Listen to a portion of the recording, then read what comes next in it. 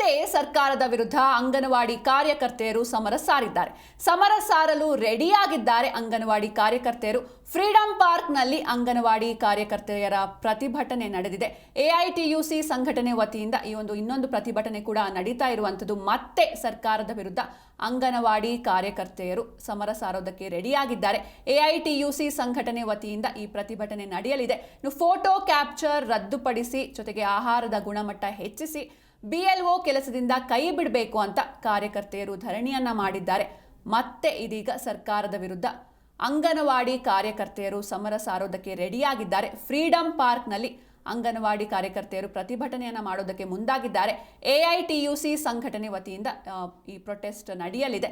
Photo capture ರದ್ದುಪಡಿಸಿ ಜೊತೆಗೆ ಆಹಾರದ ಗುಣಮಟ್ಟ ಹೆಚ್ಚಿಸಿ, ಅಂಗನವಾಡಿಯಲ್ಲಿ ಕೊಡುವಂತಹ ಆಹಾರದ ಗುಣಮಟ್ಟವನ್ನು ಹೆಚ್ಚಿಸಬೇಕು, ಜೊತೆಗೆ ಬಿಎಲ್ಒ ಕೆಲಸದಿಂದ ಕೈ ಬಿಡಬೇಕು ಅಂತ ಈ ಕಾರ್ಯಕರ್ತರು ಧರಣಿಯನ್ನು ಮಾಡ್ತಾ ಇರುವಂಥದ್ದು. ಈ ರೀತಿ ವಿವಿಧ ಬೇಡಿಕೆಗಳ ಈಡೇರಿಕೆಗಾಗಿ ಮತ್ತೆ ಸರ್ಕಾರದ ವಿರುದ್ಧ ಅಂಗನವಾಡಿ ಕಾರ್ಯಕರ್ತೆಯರು ಸಮರ ಸಾರಿದ್ದಾರೆ.